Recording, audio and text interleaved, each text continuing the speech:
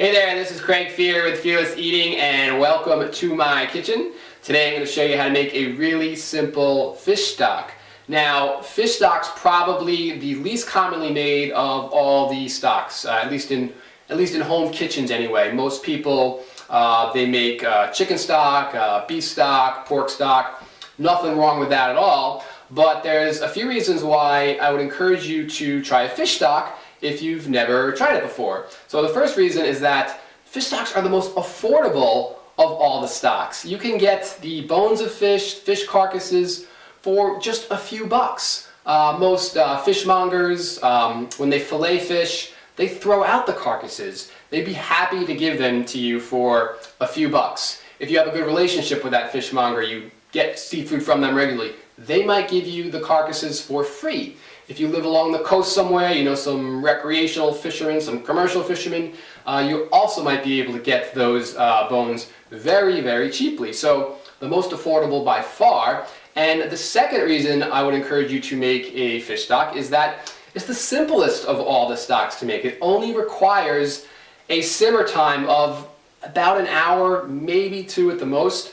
Other stocks, you want to simmer them a bit longer. They're commonly simmered for a day, even up to 2 days in some cases. So fish stock, very, very simple to make, ready in a few hours, very affordable, and I'm going to show you how to make it right now. Alright, so here's what I'm using today. So here is the fish, 2 carcasses of haddock. Now it's very important that you do use non-oily white fish. Doesn't matter what you use. You could use haddock, hake, cod, sole, snapper. Whatever you do, whatever you choose, non-oily white fish. I got these from a friend on the south coast of Massachusetts, but sometimes I will, here in western Massachusetts where I live, I am landlocked here, and I will go to the local fish markets and I'll just kind of ask for whatever they got, and I'll take whatever they got. So those are the fish carcasses I'm using. All of this back here is what I will add in for additional flavoring. All of it is optional. Typical kind of mirepoix here. I got carrots, celery. I'm using some scallions instead of onions today. I just had a bunch lying around and I want to get rid of them. And then the herbs I'm going to use, kind of a classic combination here of some thyme, a bay leaf, some black peppercorns, and I'm going to go with a cup of white wine. So those are my ingredients. I'll take you over to the stove here and show you how I do it. Alright, so we're moved over to the stove here now, and what I've done, first step, is I have taken a little butter, put in the white wine, and I've simmered the vegetables now they've been simmering for about 5 minutes, and I would highly recommend, because we're only simmering the fish for about an hour, is to cut the vegetables really dice them fine, and that will release more of the aroma and the flavor from them. And so now I'm just going to take my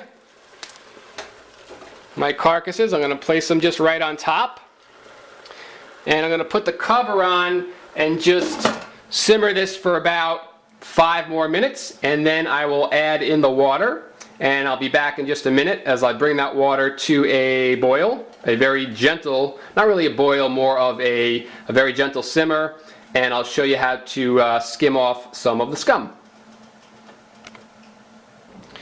Alright, so I've added the water and brought everything up to a very gentle simmer. One thing I forgot to mention in the last clip was that when I added the fish, right after I added the fish, I added in the herbs, so the thyme, the bay leaf, the black peppercorns, and so that all simmers together. I bring it up again to a gentle simmer, and what happens is a little bit of this scum forms.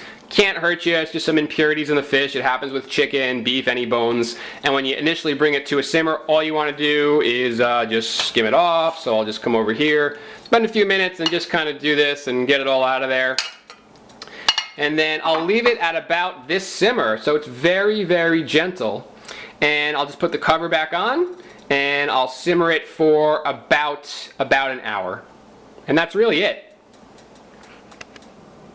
So that's how to make fish stock. Pretty simple. I'm just going to let it simmer here very gently for about another hour. When it's done, I'll cut the heat, let it sit for a while, cool down, and then I will bring it over to the sink over here and I will strain it out, and I'll have my wonderful fish stock. One little thing I do want to mention regarding the simmer times.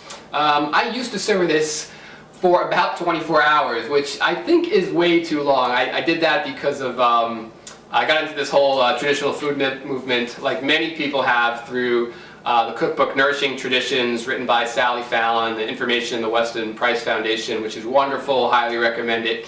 But I've never come across another source that recommends simmering fish stock for as long as 24 hours. I've looked around a lot, researched a lot, and the consensus pretty much is about an hour. Some people go even 20 minutes, 40 minutes, but about an hour I think is right.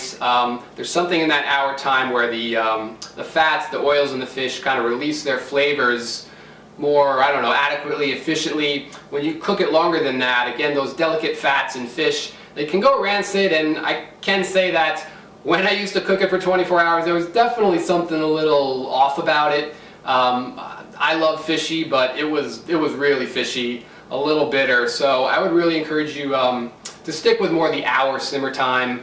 Certainly going to be more efficient for you as well. So that's how I make my fish stock. I'll use it in so many things: chowders, chiapinos, bouillabaisses. My absolute favorite stock to make. Hope you enjoyed it, and thanks for checking in and watching my video today.